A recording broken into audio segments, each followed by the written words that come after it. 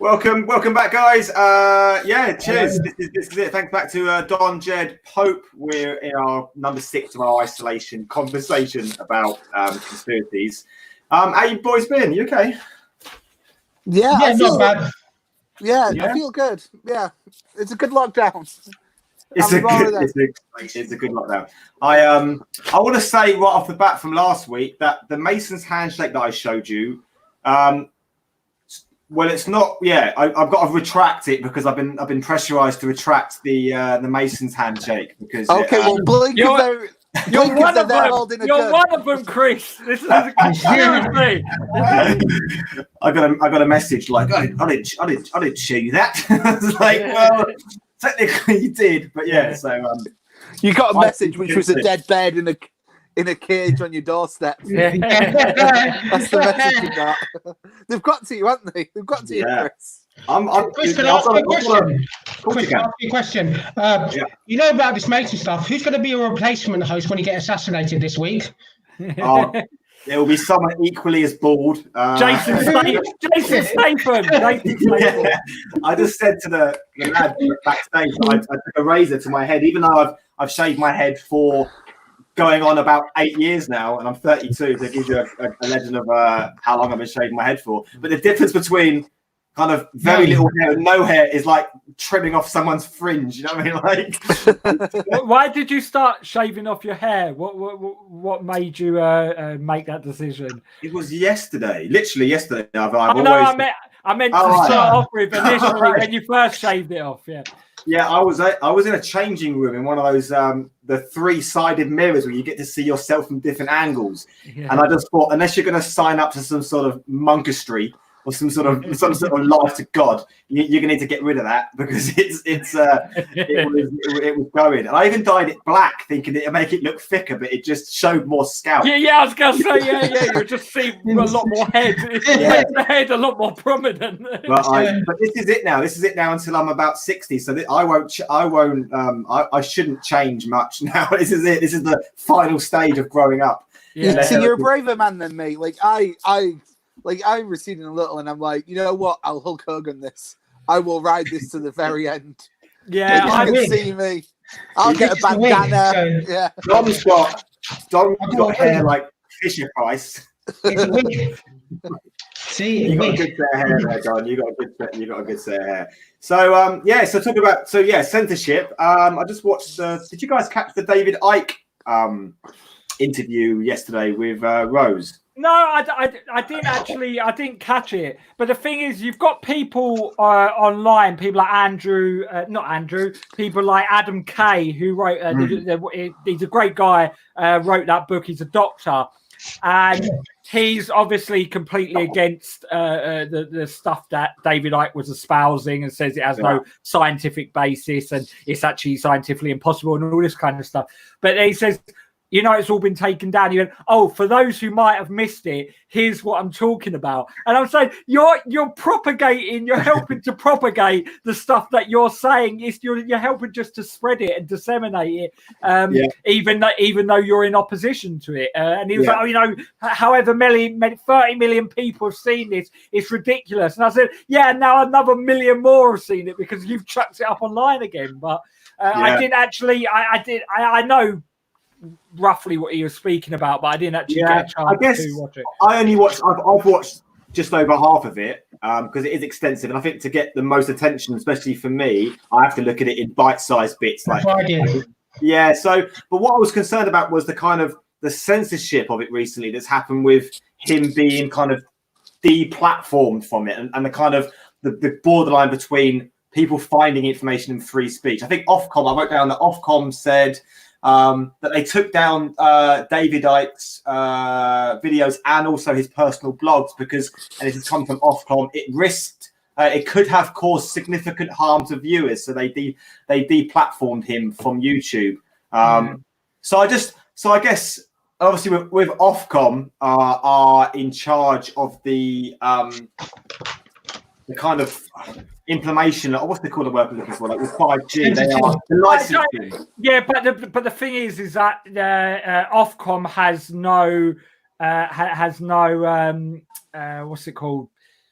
Ofcom doesn't regulate YouTube. YouTube is a private company, the same way that Twitter is a private company, Facebook is a private company.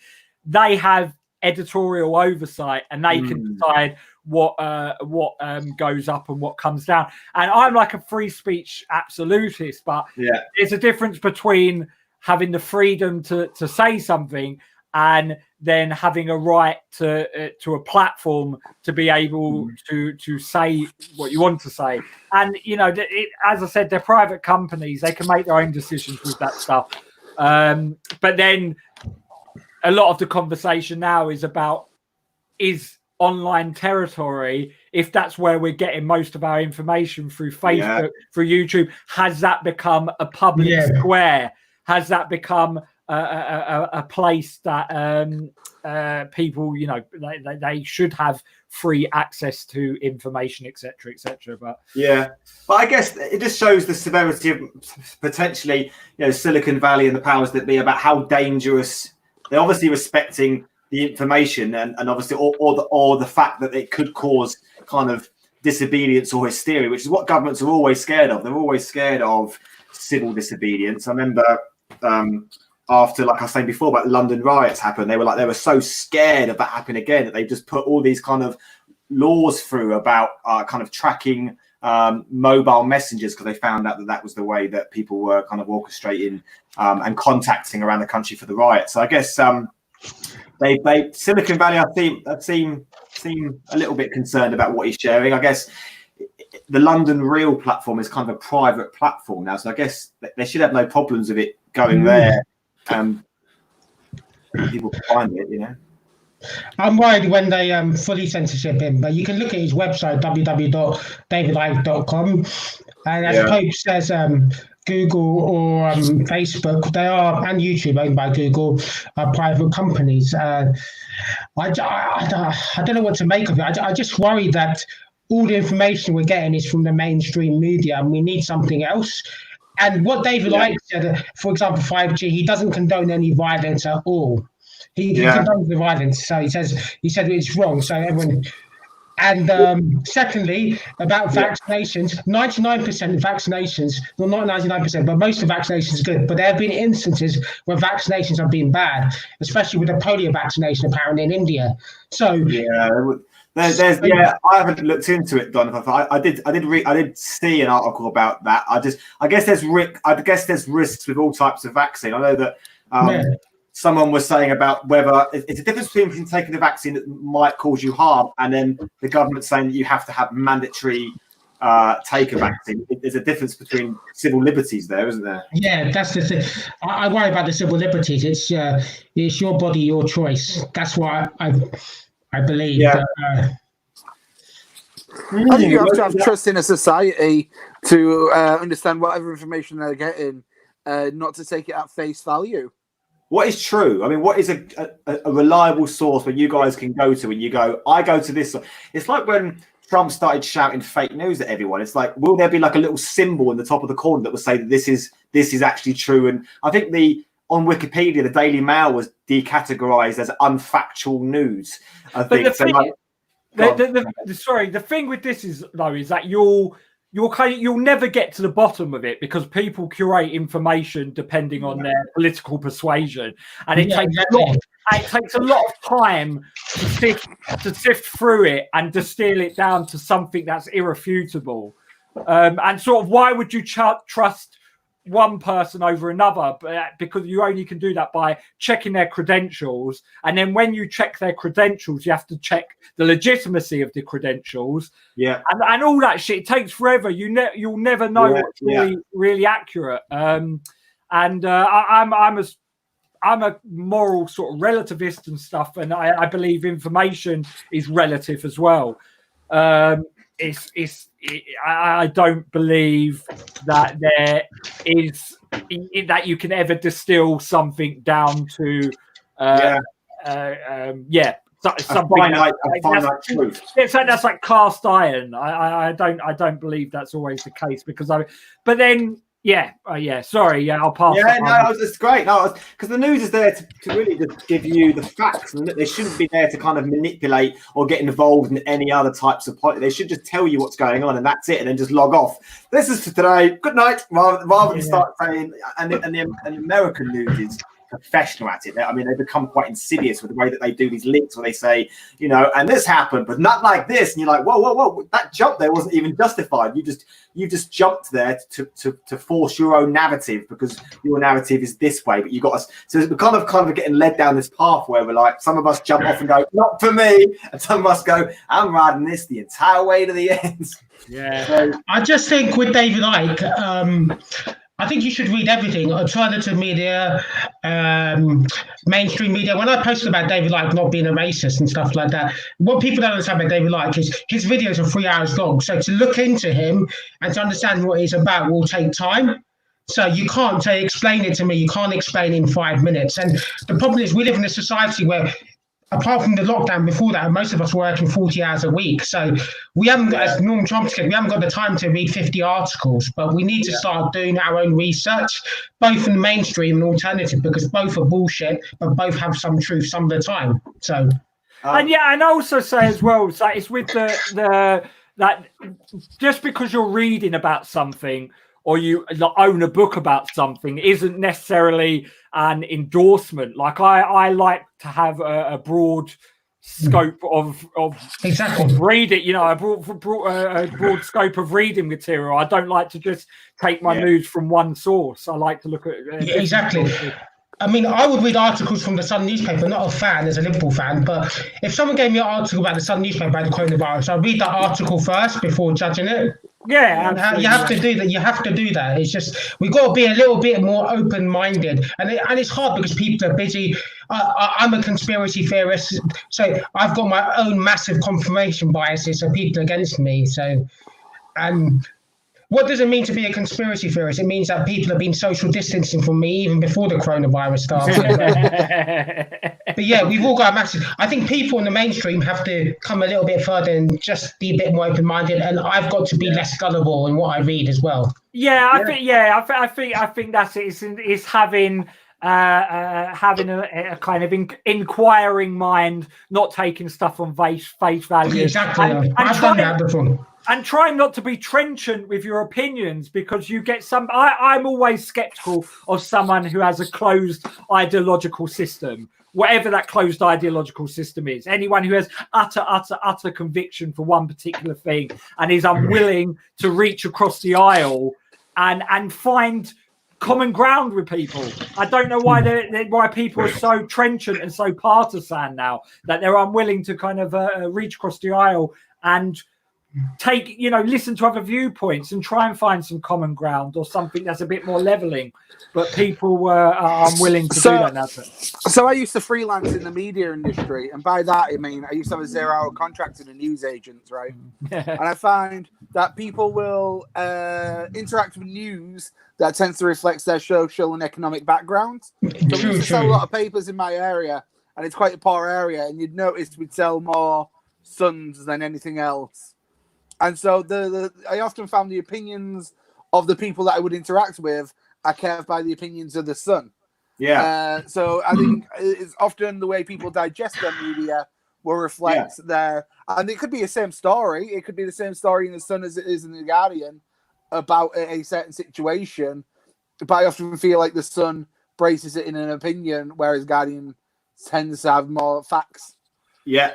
No, yeah, I used to read the Sun. I used to work on a building site when I was younger. I would read the Sun, thinking it was like the best thing ever. And now it's like looking on, being reflective, thinking that was no good for you, really. But I know it now. It's just for me now. It doesn't even read correctly. It doesn't even make sense. I see the kind of behavior. So digestible though. Yeah, it's like Newsround when you was a kid. Yeah. Like nothing made sense. Then you'd watch Newsround and you're like, I get this. And simply it's breaking it down for. I mean, Sun sells most of the working class for a simple fact. That's who it's appealing to. Unfortunately, the less educated people will read the Sun. I was on forming opinions. Sorry, Jed. I was on the train and someone left the Financial Times out, and I picked it up and read it. And I swear to God, it was like a tablet, like a mythical hieroglyphic tablet of reading the Financial Times. It just, for me, it was like it didn't make sense to me, like all these. So maybe it's like what someone kind of more educated reads, like a Daily Mail paper. Just like, I don't really know what is, it just yeah. I think people are set in their own ways as well, so it's going to be hard. I've been looking up conspiracy theories for John Ronson, so I've been reading up his books, looking at David Icke for like 18 years. So it's going to be hard for me to change my opinion, but I'm trying to not change it. But if I'm wrong, which I am a lot of the time, it's just people are set in their own ways. I think as well, but it's just you have to be willing to scrutinize any news source really. But then there are certain. I am an institutionalist in some regards because I think the news sources that have the most amount of kind of verisimilitude are the ones that have a wall between the editorial and the advertisement, so between the advertising side of things, which is a revenue stream, unfortunately, that helps to prop up the media, but they make sure they keep a wall between advertising and editorial. Also, that have a dedicated team of fact checkers, people who take an almost forensic approach to fact checking, and they've got a dedicated team on retainer who are able to do that. And also the news sources that are willing to admit their own mistakes as well, the ones who are willing to admit their own mistakes and their editorial to providing a post-mortem to their own mistakes and missteps. And as I said, all these news sources are flawed in their own way, but you've got really diligent dedicated journalists like under Alan Rusbridger in The Guardian, like the investigative news division was incredible. Even like the Daily Telegraph, again, in complete opposition to my politics, but the Daily Telegraph political commentary when Simon Heffer came back in 2005 to about 2014 when they got a new editor and it became really shit again. But that was incredible. BuzzFeed, I've got a really good investigative team as well. Again, very flawed, but it has certain things. So yeah, I think you need fact checkers. You need to make sure that that any kind of financial incentives aren't encroaching on editorial decisions, and you need these news sources to admit their own mistakes, and that's what makes a good, credible news source. I totally agree, but go on, Jed. No, you go, Dan. It's gone on. I totally agree with what you say, but the problem why I think David Icke is important, because in the past, the conspiracies have come true. I think it was Operation Mockingbird, I'm not sure if I was saying, where the CIA influenced the news in America in the 60s and 70s. Also in here, we've had D notices where the defense department influenced the news stories here. In certain cases, they can't report because it's too sensitive. So we know that in loads of cases, the mainstream media have got it right. Like with vaccinations, I'm in favour of vaccinations, but we just can't have a mainstream media source. We need something fighting against it because we know that the mainstream media is run by the establishment, billionaires and stuff like that. Yeah, it keeps it honest. Yeah, you're absolutely exactly. Like it's you got to have these alternative sources to the mainstream. Because otherwise the mainstream then directs the narrative. And there should be no narrative in news. That it should just be news. That's right. There shouldn't be a narrative. YouTube said they will look to review to remove COVID-19 misinformation unless it's been given or backed by the World Health Organization. But it depends on how much you trust that organization. I guess we won't go into it too much now, really. But by saying that you will have this only if this is in place, it's kind of like, a breach on people wanting to have information that they can digest themselves, that they can process and maybe look to research themselves. I mean, there was the Wuhan lab. There's been so much controversy around the pressure that lab has around funding of that lab. With the lab in general, what it was actually doing. There's the wet market that was next door to the lab. It could have been that they were just throwing the animals out and they were being sold and ingested. There's so much information out there. But we're just like, just give me the truth now. Just if you don't know it, fine. Just say you don't know. But if you know what happened, just why don't you just tell us?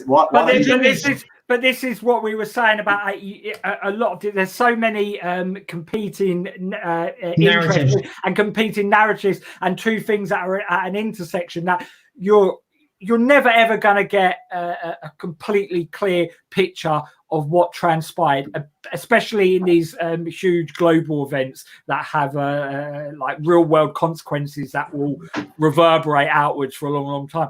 But you're absolutely right. We all need alternative media the same way we need an opposition party. You need alternative media to counter the narrative of the mainstream media, and I absolutely support that. But then a lot of people in the mainstream media will support. They might sort of laugh at, take the piss out of alternative media sources, but they wouldn't ever say they haven't got a right to exist. But what we're saying with YouTube is that they have they're under no obligation to provide stuff that's for the public good. They're under no obligation. They're a private company. Yeah, they're under no obligation to be a utilitarian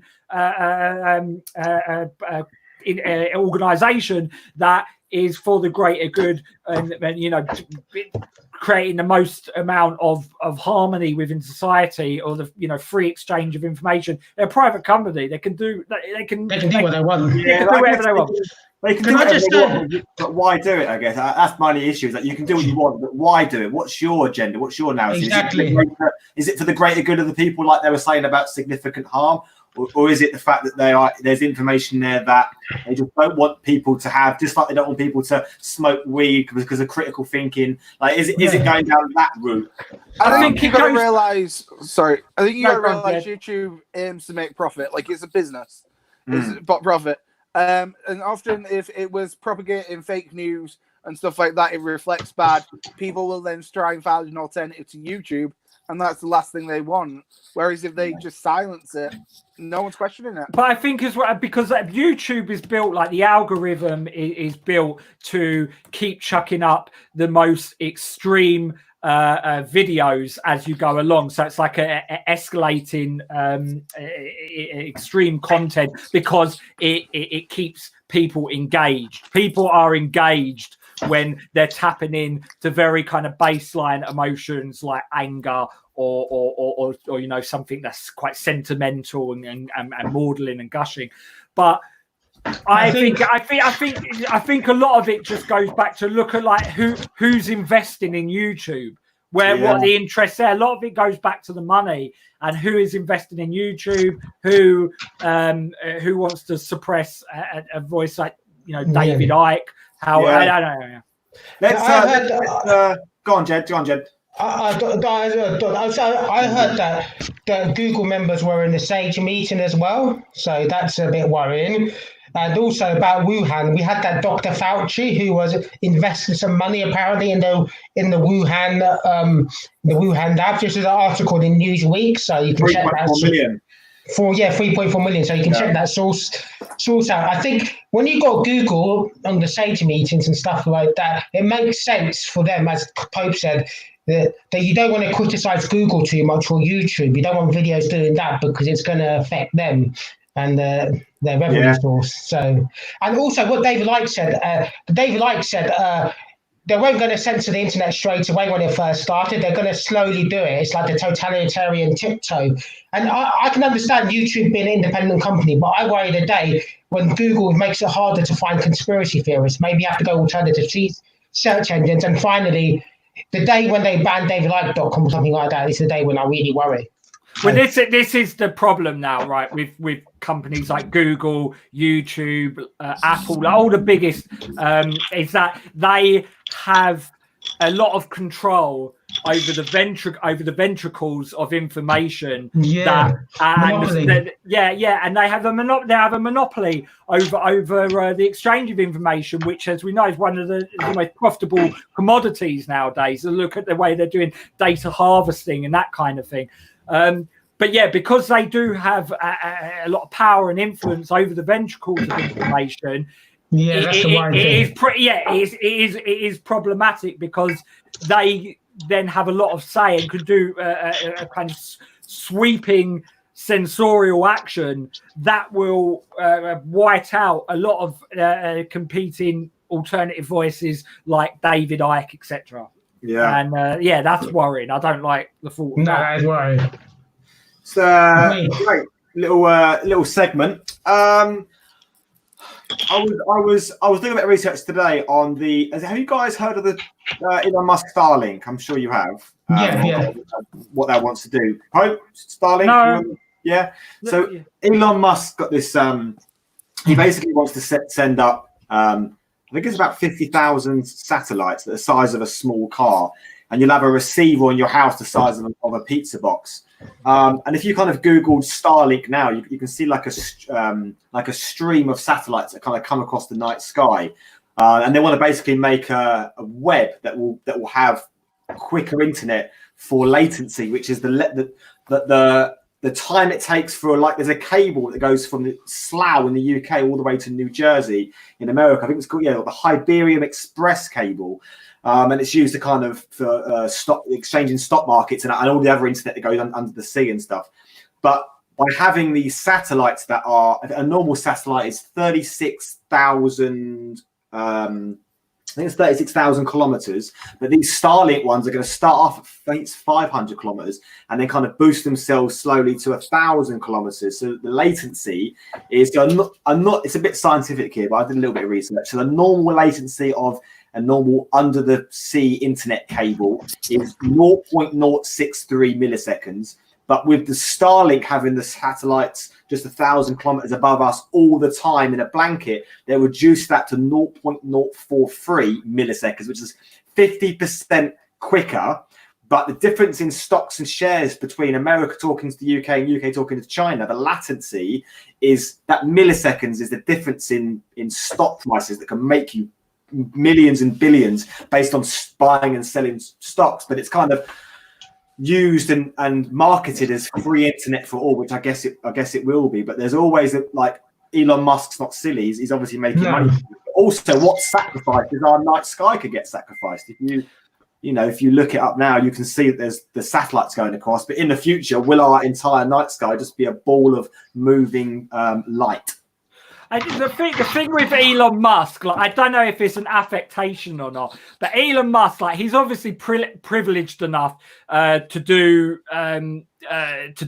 certain things without any life-ruining repercussions. But I really admire the way he's kind of enticed by oblivion, and that he tries to detonate his life via Twitter. So, like, he did that thing the other day where a little flippant tweet, he made a lot of these city traders lose like 125,000 off of their net profit, and then he managed to reduce the company by like 40 million or something like that. I think it's more, and the thing I like about Elon Musk, again, as long as it's not an affectation, is that like libertarian, almost nihilistic troll that you get on 4chan and stuff, and like the people that they say helped to fuel the rise of Donald Trump in America. Elon Musk has a bit of that, as part of his makeup, and I like that. I like that idea of wanting to drop an anvil on a situation and wanting to fuck stuff up. And he has the power and influence to do that and to ruin quite a few lives at the click of a button. I feel like if Elon Musk was a superhero, like when it revealed the big enemy, it was just the mirror. Like that's he's like a real life Iron Man, isn't he? Like the multi-billionaire. Like, I'm gonna go to Mars. I remember a few years ago they got people to sign up to see whether you'd been the first people to go to Mars. Oh, Virgin, wasn't it? The Virgin, yeah. People still. I know people who bought that. It was like ridiculous money, and for the past like 15 years or 10 years or whatever, they've been going, next year, guys, I promise you, next year that investment's going to come to fruition. You're going to get your space flight, and it's like commercial space flights probably won't happen in our It probably won't happen in our lifetime, I don't reckon. I think the best we can hope for in terms of Britain is a rail replacement bus service to Mars. So. But no, Elon planned to colonize Mars. That's what he did. That's what he wanted to do. That's what. Yeah, he wanted to colonize Mars, and then people were like, "Do you want to come for a one-way trip to this desolate?" I'd love to. Yeah, I'd love to. Is that Mars or Croydon? Man, at the minute, I would sign up. I mean, my day at the minute is just getting. I'm currently getting food ordered, even though I live right next to a supermarket called Morrison's. I get my food delivered just for the chat, just for the brief exchange in my baggage of food that I've ordered. I went over to Morrison's right before. It's a bit of a digression, but we happen all the time. The 10 to 8 just found a close. I grabbed myself a kilo of salmon. Like I found a whole side of a salmon that was reduced to £4, and I was like, just grabbed this salmon and just ran to the checkout, scanned it, and ran out, and just like went home like I was Gollum, just like wow. It's like this one big massive piece of a kilo of salmon, and that's definitely an overwhelming amount of salmon, my friend. You're never going to need that much salmon in your life. But, froze it. I managed to. This come in the post today. It's some 4 types of bean seeds and some other seeds. Not sure why I need 4 different types of bean. You're really like you at this. You are reverting to an agrarian lifestyle. I like it that you're getting ahead of the curve. You know which way. I feel if we wasn't in lockdown, we'd have an intervention. Yeah. But because we're in lockdown, we're like, oh, this is fine. We haven't seen a bean intervention, mate. You're getting well bean. You're getting so much bean. You've even shaped your head to look like one. Yeah. Each one of you, name me a bean. Name you a bean. Name me a bean. Mr. Bean. Baked bean. Mung beans. Mung beans. Mexican jumping bean. Yeah. Sean bean. Baked beans are haricot beans.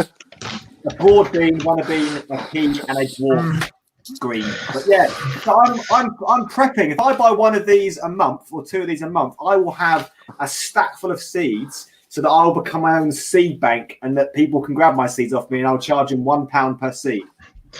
Because you're going to become the Elon Musk of this, the bean industry. Yeah.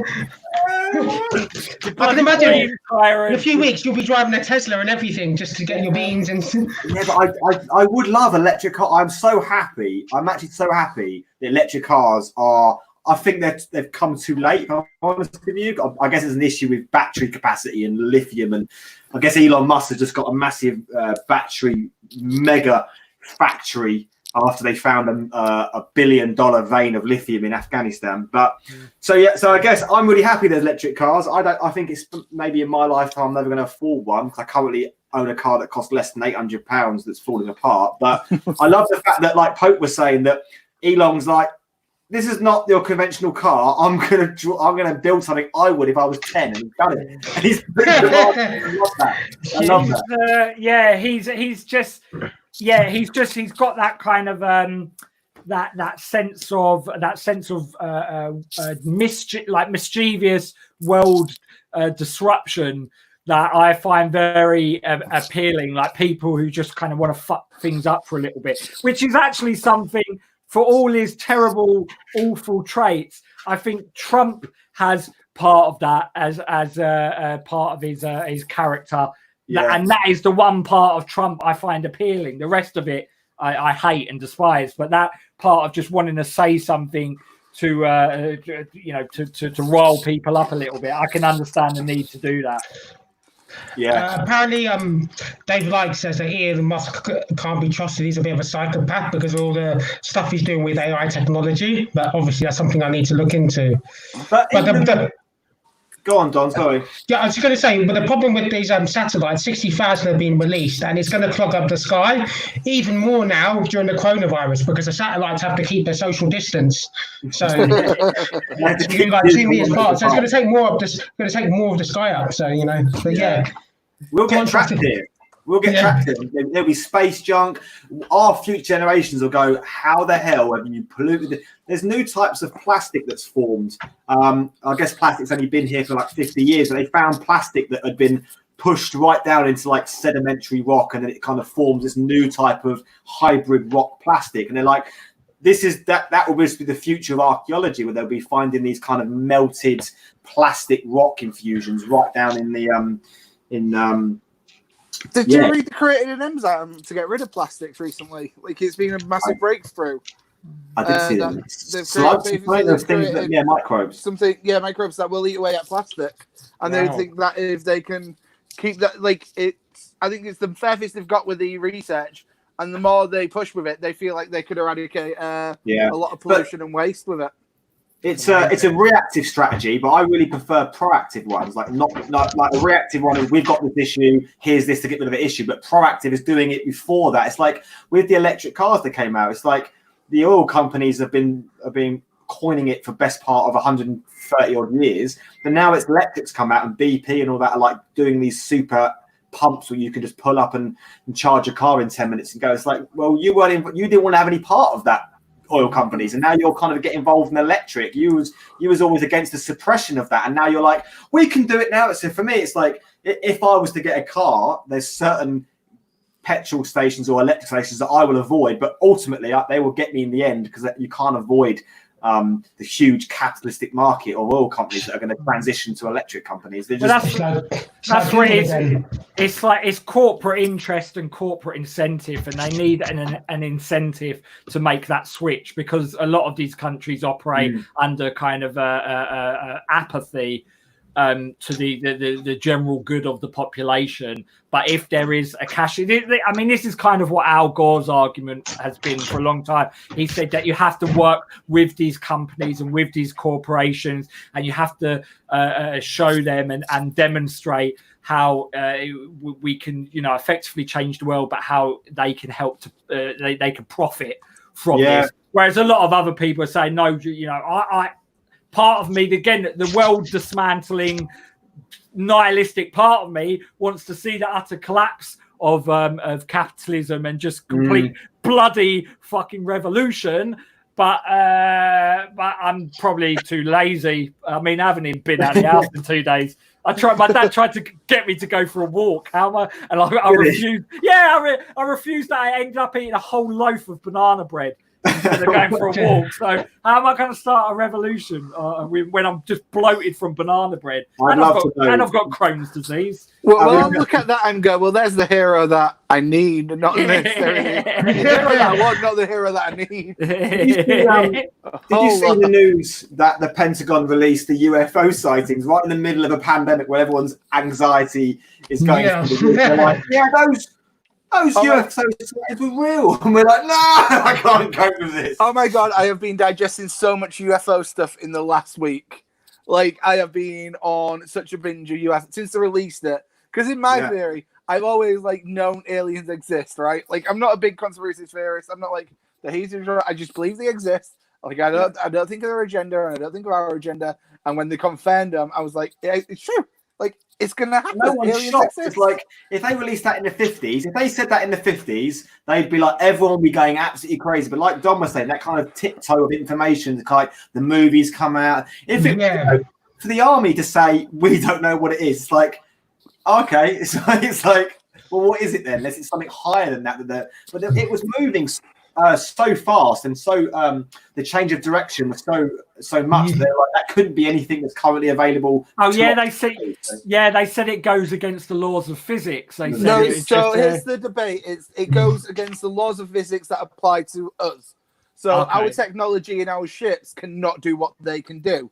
Yeah. But they believe in the world of physics, it works. Like, they're like, physically, like physics-wise, it's possible to move. So, theoretically, it's possible, but we haven't found our technology. And I've been reading a lot about spaceships, and that's what happens with them is basically the theory of they found a spaceship. This is obviously deep conspiracy, and every 10 years they go back because our technology gets better, so we can understand their technology more.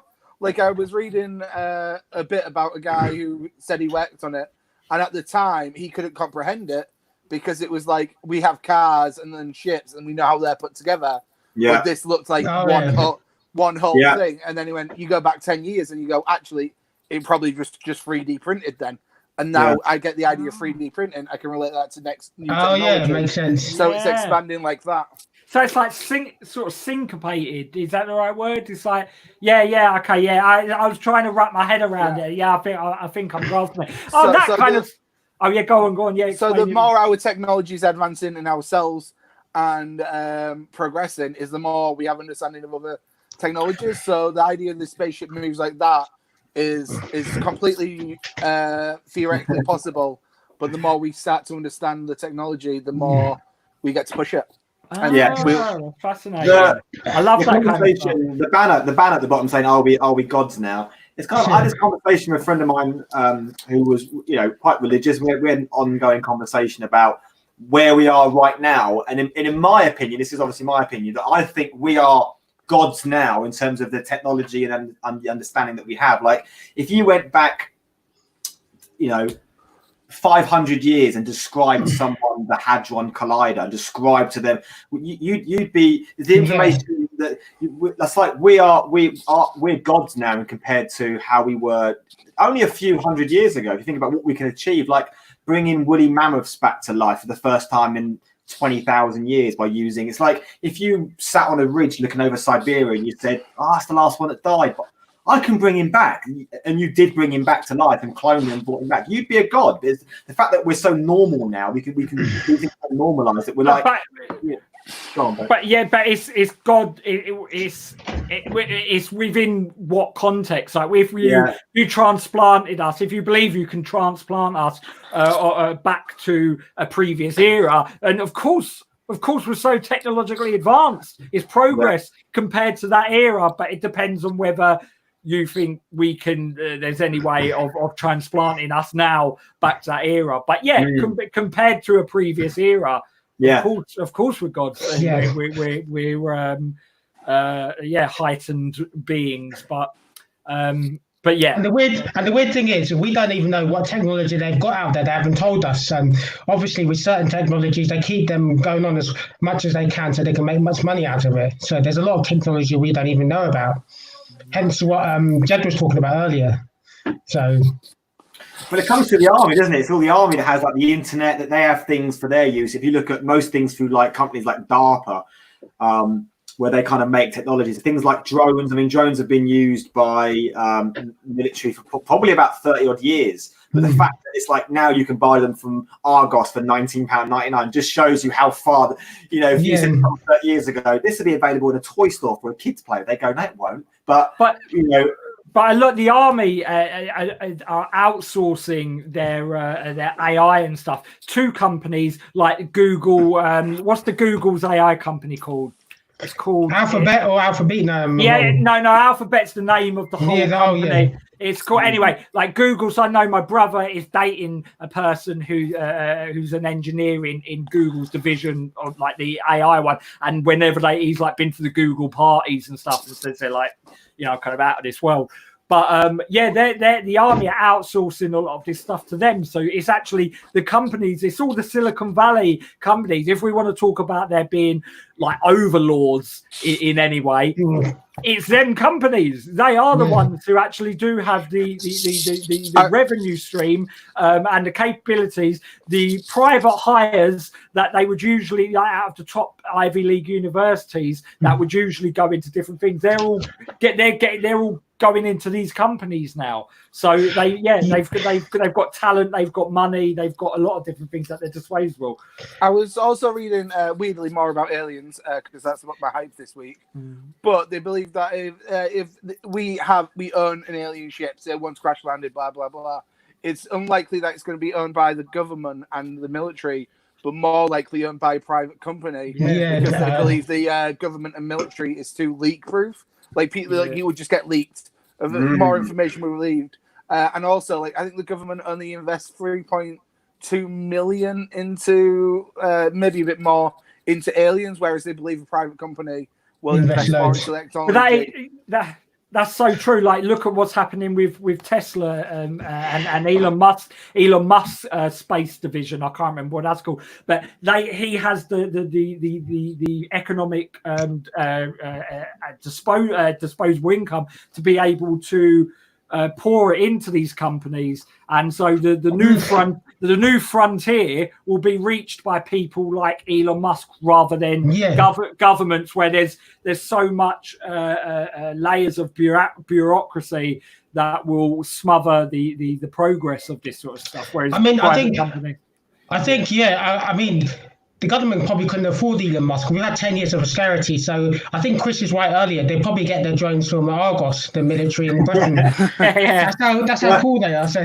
Going back to kind of the reliable news story, I was just thinking in my head about deep fake. Have you ever seen the deep fake videos? Like, if you had a look at it's like in the future with kind of the technology, and for me, it fooled me when I first saw it. I think I saw a Barack Obama one.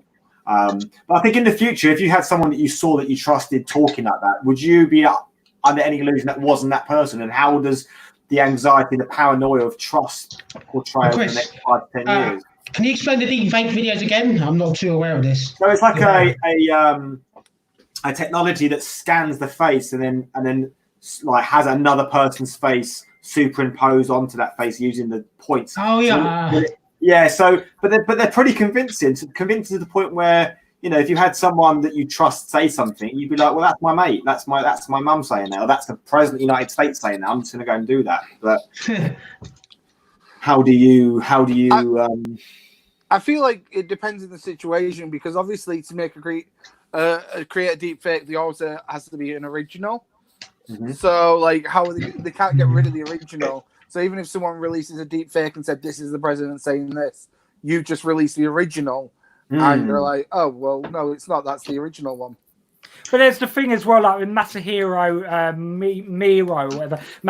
Miro, the idea of uncanny valley, where I can't remember this. It's a roboticist term of that. There gets to a certain point where something is so lifelike and such a convincing facsimile, but can never look utterly like the thing it's trying to replicate. So even though it's almost human, it will never convincingly be totally human. And it's usually in the eyes. It's really hard to make eyes seem lifelike. And they're usually the things, even with the deep fakes, you notice it's the deadened eyes that really give it away. That's something I don't think. We're in the Mega Drive era. Of AI. Once we get into the PlayStation 4 era of AI, me and you are 60 years old going, oh, I can't tell the difference. I mean, I know, Chris. I know. You know? It's weird that you developed them accents over this time. Hey there, Pope. Chris. When you're 60 years old, you still wouldn't finish that salmon off, would you, from Morrison's? You're still eating it.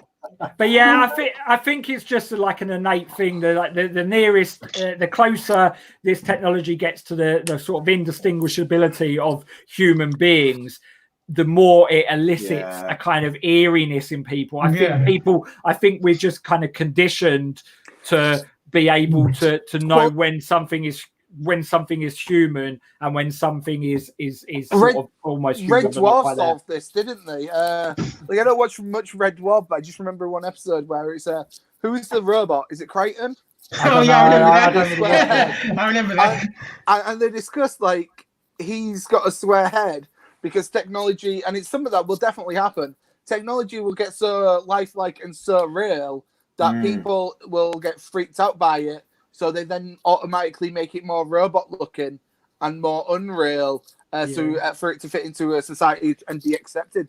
And I imagine anyone creating like deep fakes, even robotics, creating robots will also look at that and go, people won't want a realistic robot in their lives. They'll want something that looks like a robot. It's the uncanniness. The uncanniness. And it's also this idea of deception. We don't like to be deceived, and we don't want to be deceived by something that's close to human, but not actually human. You say that, Pope, but this is the robot Don Biz was here. He couldn't make it today, so... I knew you were saying out with you. I knew it. It's the eyes. It's the eyes. there was that the AI lady that was in Dubai. I think, what's her name? And she's so advanced that they've given her the status of non-human entity or a humanoid entity where she has you can't kill her or something. You can't. Oh, yeah, right.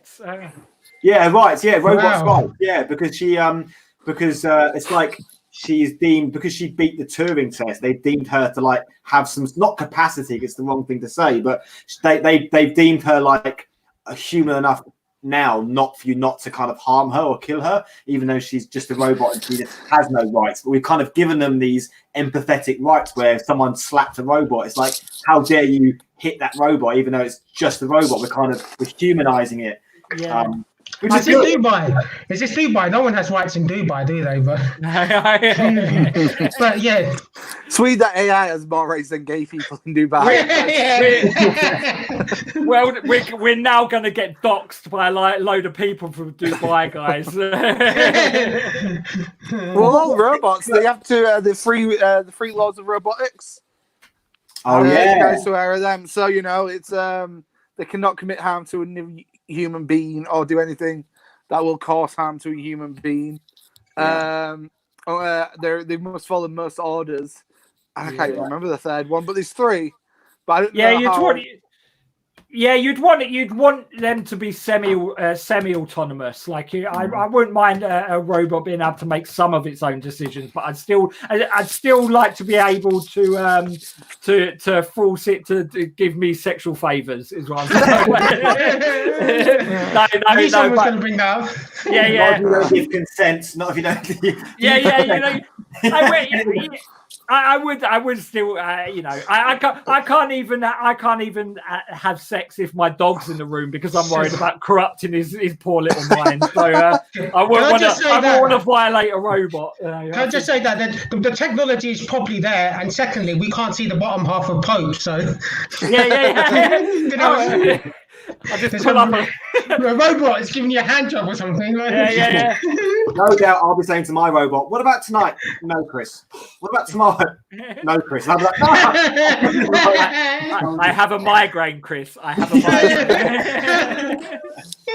But going back to the UFO thing, I mean, what actually was that? In a genuine question, if it wasn't something they could explain, what likely could it be that was hovering over the water at 1,000 feet, going like 1,700 miles an hour? What would you reckon that could have been? I don't know. I think it was a part of Elon Musk's satellite that got broken. A weather balloon. Yeah. I think it was the most advanced technology that I know, which is a Tamagotchi. So I think it was some of that Tamagotchi technology. What's that thing as well? I like that almost like splinter-like thing that came out of the only object from interstellar space that has penetrated our solar system. Did you not read about that? No, it was this long cigar-shaped thing. It's the only interstellar object ever recorded that's penetrated our solar system. And they said there was loads of theories. Like they said it might be like a test object that UFOs have sent in to see how we react to it, to sort of gauge whether they can come and explode. Oh, I'm looking at that now. Kind of like a canary in the coal mine. Or like someone like dipping their dick into a koi pond. Like that is what that that's what that cigar was. Send them the penis. It just like comes across the galaxy, and they're like, "Is that a penis? Is that a Johnson?" But in all seriousness, Chris, I reckon it could be military technology from another country other than the US. So maybe advanced from Chinese, Russian, or that's probably the most likely explanation for it. That it is just another advanced. Pope was saying you'll never get to the bottom unless it lands on your, and even if it lands on your lap and you say this is true, there's always that cover and that blanket that people just don't want to believe, what you're saying. But I guess I doubt my own brain constantly. I doubt my friend like Louis managed to convince me that I had Down syndrome when I was like 12 years old. He managed to convince me that I had Down syndrome, and he's like, "Would you even be like?" Because I don't know what it's. I speak to people with Down syndrome. And I've looked after them and stuff before, but we can never inhabit another mind, like the same way that I don't know what is going on inside your brains. I don't know what your perspective of the world is like. I have no idea of that, and because I was impressionable as a 12-year-old and could kind of, and especially when it came to my best friend, I could believe everything that he told me. He managed to convince me that for like an hour. And then I started to have a bit more faith in my own perception of the world, knowing that he was trying to gaslight you. Your own friend was trying to gaslight you. That's what it was. That's exactly what it was. Yeah. But yeah, I still do that. I don't always have complete faith in my own brain a lot of the time. Well, I'm a conspiracy theorist. I don't have faith in myself either. And Pope, sorry, you're a quite intelligent guy. I just think the worrying thing is the people who do have faith are the ones who have power and make the stupid decisions. That's the worrying thing. So, sorry, Jed, that's what I was going to say. I was just going to say for the military to release it publicly and say we don't know what it is, I think it's very unlikely that it's a military sort of drone or anything from a different country, because I don't think they're too arrogant to say that they wouldn't know that. Probably. It's like the Indian army or something. There could be some army out there just gone like whole hog on their research and development, like on Command and Conquer, where you put loads of resources just on one thing, and that your country is completely destabilized, but your tech is just spot on. I think with UFOs though, it's not really a conspiracy, because probability, speaking in terms of probability, the likelihood of course there's got to be something else out there. The most uncredible. Anyway, the thing in that situation, the thing that isn't likely is that we are the only thing, that we are the only intelligent life in this whole entire fucking thing that we inhabit, that we're the only ones. That's ridiculous. But saying there are UFOs, but then whether they have made first contact is up for debate. Do you know, this is a bit of a weird thing. Sorry, just quickly. You know, Elon Musk's satellite, is that maybe advanced enough? Maybe he's thinking forward that we can have contact with Krypton. They're using Krypton to power it. They're powering it with Krypton, ion Krypton blasters. I'm thinking this is the future. This is the future. Like, they got ion. It's literally they wanted to power it with something else. They found that Krypton had a more. It was like when the two ions connect, they fire at the back. It creates like more not inertia, more kind of thrust than the. What about if it gets broken? Do they get a virgin repairman to come there to the satellite? No, they burn up. Yeah, if one of them's faulty, they just burn up. They just like. I never knew that. Yeah. So, or like you said, a repairman comes out, gets a massive ladder done, and just goes up. Goes out. Yeah. Well, if he's using Krypton, 8 a.m. to 8 p.m. Sorry. If he's using Krypton, it's confirmed that he needs to shave his head because he's Lex Luthor. Maybe this is the prequel to it. I'm the Lex Luthor and the future. The thing is that we're talking about like Elon Musk being admirable. I think I quite like Elon Musk. I really do. But we have to also remind that even in 1939, Adolf Hitler was in front of the Time magazine winning Man of the Year. So I'm just going to really trust like he may get like 20 years down the line and be like, actually, my gender's going to change now. Same with like how people are talking about Bill Gates changing his agenda. I haven't looked into it with Bill Gates. I think I've got enough on my plate. But people starting to see potentially that people's motives and narratives want to change to suit their own agenda. And maybe in the future, Elon Musk may do that with controlling us all and not letting us. So we could be like, we loved him in the 1920s. People like in the 2060s, they're like, yeah, he was an arsehole. We're like, no, he wasn't. It's like the thing of like inalienable rights is just an idea. Inalienable rights, saying we have inalienable rights, it's just a concept. It's just an idea that it's a good idea. Don't get me wrong. I'm all for it, mate. I'm all for inalienable rights. That means I can eat a whole banana bread without there being any repercussions. I'm all for it. It's a good idea, but it's just an idea. And all it would take is, like a coterie of really powerful billionaires to be able to subvert that idea and also in an incrementalist erosion of like the same way you had the free men and free women in during the antebellum period in America. They freed the slaves. What a wonderful thing to happen. What wonderful progress. But who's to say that can't be? People can reverse the course of time and go back to a situation like that. Guys, we've blitzed an hour again.